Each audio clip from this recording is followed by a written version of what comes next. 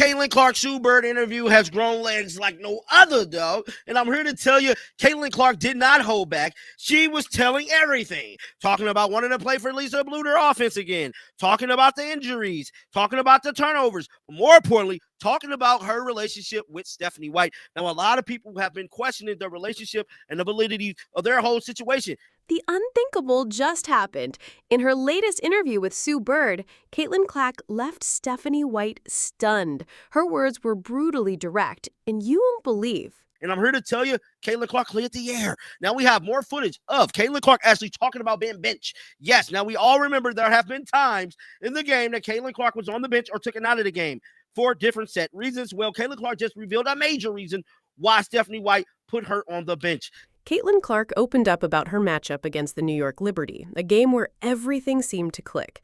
The shots were falling, the assist kept coming, and you could feel that she was on the verge of completely taking over.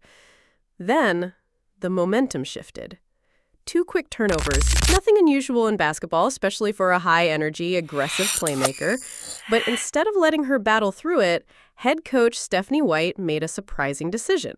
Clark, easily the hottest hand on the court, was pulled from the game, benched. And this wasn't with the outcome already decided. The game was still hanging in the balance. The arena went quiet, that uneasy silence when fans are trying to process what just happened. Did they really just take her out at that moment? Yes, they did. But I think that's even been something like me and Steph have like always talk about when we go and watch film, and even like that New York game where like I played really, really well. Obviously scored a lot of points. I think I had 9 assists or 10 assists that game. This last game this year. Mm-hmm.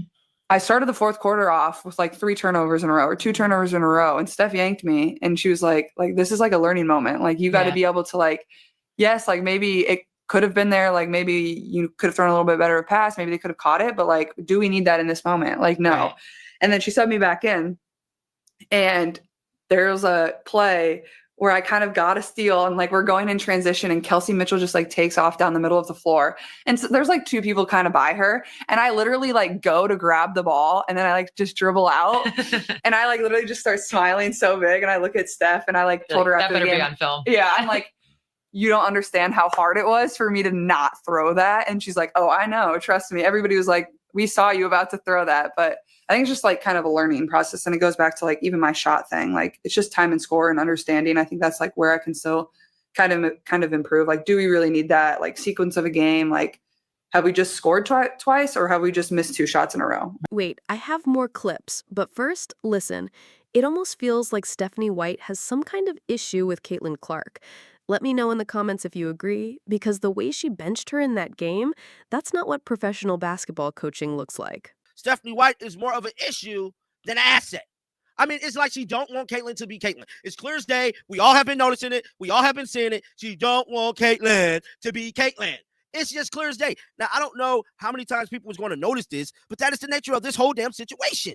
And now, in this interview, Caitlin Clark made Stephanie White's intentions crystal clear.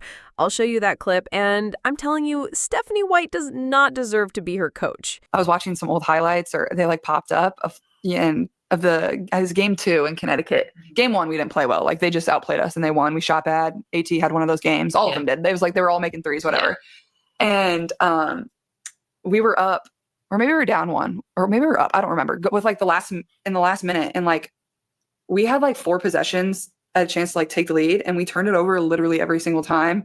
Like we had so many chances. We continued to get stops, and I just like went up to Steph and AK and Bree Jan and all of them, and I was like, "Hey, like I don't know if you guys remember this, but like we should have beat you like in game 2. Oh my like God, you're lucky. Like you're I'm surrounded by Connecticut. literally. Yeah. I mean, obviously with Steph, I knew that, but the more you start naming AK, names, I'm like, Bree Jan, our player development, like all of them, video coordinator. They're all what they say. They're like, yeah, but you didn't. And I'm like, all right, well, it was all fake Just because if FYI. I would have beat you and we were going back to Indiana, like we weren't losing that, and maybe you wouldn't be coaching us right now. So.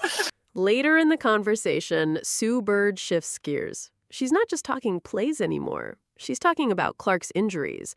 Sue makes it clear she wants to see Caitlin on the floor. Fans want to see Caitlin on the floor.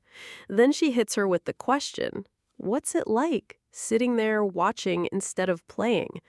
And then, and there also, when you don't play, there's a dip, like a substantial dip. So how do you handle, does it impact your patience?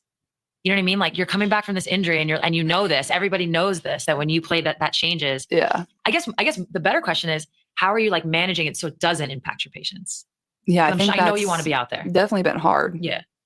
Well, like I'm going to go to every road game no matter what, like whether I'm playing or not. Like, and it's hard because obviously I do feel this like responsibility of like being out there and playing, and like, not that I like think there's like a fear of any of this ever going away. Like that doesn't happen when like LeBron or Steph get hurt. Like they're always going to be there. No, like, you you'll be know, back. yeah, exactly. So, but like you do want to play, like you want to give people something to cheer about or scream about, or, you know, people spend so much time and money and resources to come and watch you play. And it's been cool to like see people continue to show up, and like for my teammates, whether they're like fans of the Fever or just fans of myself, like they're continuing to show up and support. And like, that's why I've been trying to take as much time as I can. Like I sign autographs for way longer when I'm hurt than when I'm active. Yeah. So, that's never something I like wish for, but like, Yeah. you know, I still want to make as much time as I can for people and, you know, give them something that they can remember. And, you know, I think that's also been really good for me too, is like when I do go out before games and like sign autographs and like see all the young kids or fans or whoever's come to the games, like it just like gives me a really good perspective on everything, and maybe gives me a little bit of motivation and just being thankful for everything that I have. Like, Yeah. and very thankful for like my fans and just the fans of the WNBA, of like how they can constantly continue to support and truly just want the best for me too at the end of the day. Like, you know, I think that's something that's really cool. So, I think early on with the first couple injuries, I was like, oh, like I need to get back. Like, but I think like my mom texted me like after this last injury, and like they know how hard it's been on me, but my mom was like, you know, you've taken so much time for everybody else. Like you have to take time for yourself now. So just trying to do that the best I can too. On one side, you've got Caitlin Clark, a playmaker who thrives on freedom, speed, and taking the kind of risks that flip a game on its head. She's built on instinct, on seeing things nobody else sees and having the guts to try them. On the other side, you've got Stephanie White, running an offense that treats risk like a disease. She wants safe passes, safe shots, slow possessions. The moment Clark plays her style, the leash snaps tight. This isn't a personality difference. This is a full-on philosophy war. And when your best player is wired for fireworks, but your coach is obsessed with fire drills, you're not just clashing, you're wasting prime talent. Here, man, this is a very concerning issue with Caitlin Clark speaking up and speaking out about the offense, because it's letting you know she don't like the Indiana Fever system, bro. And then what's even more shocking is that she could be saying the coaches and stuff don't even know where to be. I truly wish Lisa Bluder would have just took the job in Indy. You can call it discipline, you can call it teaching moments, but when it keeps happening over and over, it stops looking like coaching and starts looking like sabotage. Every time Caitlin gets rolling, there's this invisible tripwire. One mistake and she's yanked. Meanwhile, other players can go ice cold for entire quarters and never see the bench. It's clear as daylight. White doesn't want Caitlin to be Caitlin. Maybe it's control, maybe it's ego, maybe it's the fear of letting a young star define the team instead of the coach. Whatever it is, it's killing this team's potential. And here's the part that really stings. When your coach is more worried about being right than being dangerous, you're not building a contender, you're babysitting a roster. This offense is like a square peg, and Caitlin Clark is the roundest hole you've ever seen. It just doesn't fit at all. Clark's game is about breaking defenses with quick strikes, deep vision, and creating chaos the other team can't prepare for. Indiana's system, it's about slowing the ball down, passing it around the perimeter, and praying for a clean look in the final seconds of the shot clock. That's not just mismatched, it's backwards. You don't draft a generational offensive weapon and then lock her in a cage labeled "play it safe." That's like buying a jet and keeping it parked in the driveway because you're afraid of turbulence. Fans didn't show up for a 24-second game of hot potato. They showed up for the jaw-dropping plays that only Caitlin can pull off. But right now, this system is doing everything it can to smother that out of existence. And honestly, it's working. Folks, let me tell you something that's going to make your blood boil. When Caitlin Clark isn't playing, she's still doing more for this franchise than half the people collecting a paycheck from it.